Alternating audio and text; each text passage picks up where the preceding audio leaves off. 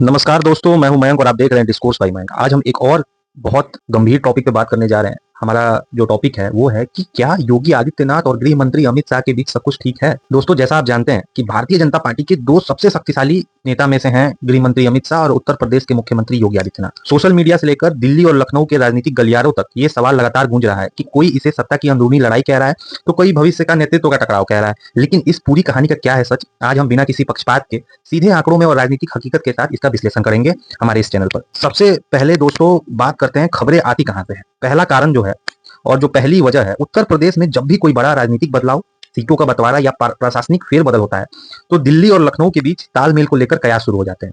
दूसरा कारण यह है कि दोनों नेताओं ने अपनी एक अलग और बेहद मजबूत राजनीतिक शैली के साथ एक अलग पहचान बनाई है। अमित शाह जी जहां बीजेपी के मुख्य रणनीतिकार और चाणक्य माने जाते हैं, वहीं योगी आदित्यनाथ अपना एक विशाल स्वतंत्र जनाधर और वो सख्त शासन, लॉ एंड ऑर्डर के प्रतीक बन चुके हैं और इसके लिए वो बहुत ज्यादा फेमस है और इसके लिए वो जाने भी जाते हैं कि योगी आदित्यनाथ जो हैं वो एक अलग छवि के नेता हैं। अब देखिए दोस्तों, अब बैलेंस ऑफ पावर का गेम समझते हैं कि हम इस समीकरण से इन दोनों नेताओं के बारे में बताएंगे आपको कैसे दोनों नेताओं के बीच जो है बैलेंस ऑफ पावर एक है और क्या चीजें हैं जो बीजेपी को एक मजबूत स्थिति में लाके रखती हैं अगर ये दोनों नेता एक साथ रहते हैं। तो पहलू नंबर एक और अमित शाह के बारे में हम लोग बात करेंगे। देखिए, मुख्य ताकत है पूरे देश में पार्टी का संगठन, चुनाव प्रबंधन और केंद्रीय सत्ता पर मजबूत पकड़, और साथ ही साथ पीछे रहकर माइक्रो मैनेजमेंट करना, चुनावी समीकरण की साधना। फ्रंट पर लेकर बहुत सारे चुनाव अमित शाह ने अपने दम पे लड़े हैं और जितवाए भी हैं। साथ ही साथ अब योगी आदित्यनाथ की बात जहां करते हैं हम, तो योगी आदित्यनाथ का है कि उत्तर प्रदेश जैसे देश के सबसे बड़े राज्य पर नियंत्रण करना और साथ ही साथ एक लॉ एंड ऑर्डर वाली छवि बनाना। और एक पूरे उत्तर प्रदेश में अभी योगी आदित्यनाथ जी से बड़ा चेहरा बीजेपी के पास नहीं है और एक प्रखर हिंदुत्व का भी चेहरा वो बन चुके हैं। दूसरी बात ये रही कि भविष्य की राह में अगर प्रधानमंत्री नरेंद्र मोदी के बाद राष्ट्रीय स्तर पर स्वाभाविक उत्तराधिकारी के रूप में एक मजबूत दावेदारी भी वो पेश कर रहे हैं। साथ ही साथ अपनी लोकप्रियता के दम पे एक उन्होंने एक बेहद लोकप्रिय और एक बहुत बेहतरीन चेहरा अपने आप में एक उन्होंने बनाया है और एक उभार जो उन्होंने पाया है। अब बात करते हैं कि क्या वाकई कोई दरार है इन दोनों नेताओं के बीच में, या फिर ये जो चैनल वाले हैं ये पूरा ऐसे लोकप्रियता हासिल करने के लिए या फिर टीआरपी लेने के लिए ये सारी न्यूज़ें चला देते हैं। देखिए, वाकई इन दोनों में, देखिए दोस्तों, वाकई इन दोनों में ऐसी कोई दुश्मनी नहीं है। राजनीतिक जानकार ऐसा मानते हैं क्योंकि इसके तीन बड़े कारण हैं। कोऑपरेटिव मीटिंग्स में हाल ही में छत्तीसगढ़ में जगदलपुर में हुई सेंट्रल जोनल काउंसिल की बैठक में भी मुख्यमंत्री योगी आदित्यनाथ और केंद्रीय मंत्री अमित शाह की अध्यक्षता में हिस्सा लिया गया। बाकी जितने नेता थे यही दोनों आदमी के अध्यक्षता में हिस्सा लिए। साथ ही साथ दोनों नेताओं ने मिलकर विकसित भारत और कानून व्यवस्था के मुद्दे पर सकारात्मक चर्चा की और साथ ही साथ एक मंच पे भी दिखे। दूसरी बात की पार्टी का जो अनुशासन है ना, बीजेपी जो है एक केडर बेस्ड पार्टी है जहां राष्ट्रीय स्वयं संघ और केंद्रीय नेतृत्व का अनुशासन सर्वोपरि है। किसी भी बड़े मतभेद को सार्वजनिक रूप से बड़ा विवाद बनने से पहले ही सुलझा लिया जाता है। ये अंदर की बात है कि बहुत नेता में आपने देखा होगा, आपने महाराष्ट्र में देखा होगा कि महाराष्ट्र में भी विवाद हुआ, बहुत बार विवाद हुआ, लेकिन फिर भी वहां पे भी बहुत सारे नेताओं के बीच में बीजेपी के जो विवाद हुआ था उसको बीजेपी ने, भनक नहीं लगी किसी को, बीजेपी ने सुलझा दिया। तो ये बीजेपी का एक बहुत महत्वपूर्ण पहलू है और इस कारण से कोई बड़ा मतभेद सामने नहीं आ पाता है।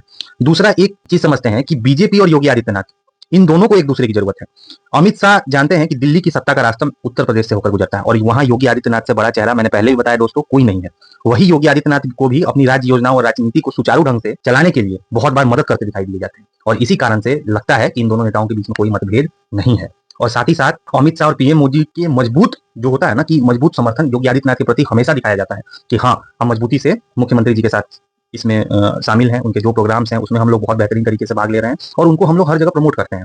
लेकिन निष्कर्ष क्या है इसका दोस्तों, राजनीतिक में विचारों का मतभेद होना, अपनी बात को मजबूती से रखना या पावर डायनामिक्स का होना कोई नई बात नहीं है। अमित शाह, योगी आदित्यनाथ दोनों अपनी जगह इरिप्लेसेबल है। मीडिया भले इसे शाह बनाम योगी का मुकाबला दिखाए, लेकिन धरातल पर ये दोनों फिलहाल एक ही सिक्के के दो मजबूत स्तंभ हैं और जो बीजेपी को आगे बढ़ा रहे हैं। आपको याद होगा दोस्तों, 2017 में अखिलेश यादव जो चुनाव हारे तो उन्होंने एक स्टेटमेंट दिया था कि हमारे परिवार हमारे साथ रहता तो शायद मैं इस चुनाव में और बेहतरीन परफॉर्मेंस किया रहता और हमारी पार्टी भी बहुत बेहतरीन परफॉर्म की रहती। तो अखिलेश यादव का भी ये कहना है और साथ ही साथ तमाम जो अपोजिशन के लीडर है, कोई आप देखिए दोस्तों, एक हिस्ट्री उठा के देखिए कि कोई पार्टी जो है रीजनल पार्टी, वो भी अगर चुनाव हारती है तो कहीं ना कहीं आपसी मतभेद तो रहता ही है, पारिवारिक मतभेद भी रहता है। आपको मैं ये बात बताऊंगा कि यहाँ बिहार में भी ये चीजें आपने देखी होगी, राजद में और समाजवादी पार्टी के जो चीफ हैं उन्होंने ये बात कबूला भी कि हमारे परिवार में ये चीजें जो गड़बड़ हुई उसके कारण से हम चुनाव 2017 का हार गए, वरना हम और बेहतरीन परफॉर्मेंस किए रहते। चलिए दोस्तों, इसी के साथ मैं वीडियो को अपने एंड करूंगा। आपको क्या लगता है कि क्या वाकई दोनों नेता के बीच में कोई दूरी है या यह सिर्फ विपक्ष और मीडिया की बनाई हुई एक हवा है? अपनी राय कमेंट में जरूर साझा करें और हमें ऐसे ही मोटिवेट करें वीडियो लाने के लिए। हम आपके सामने डेली 1 से 2 पॉलिटिकल एजेंडा पे वीडियो लेते आएंगे और सारी चीजों का फैक्ट चेक करेंगे और आपको बताएंगे कि क्या सही है क्या गलत। और हमारे चैनल को प्लीज लाइक, शेयर और सब्सक्राइब कीजिए। Thank you so much.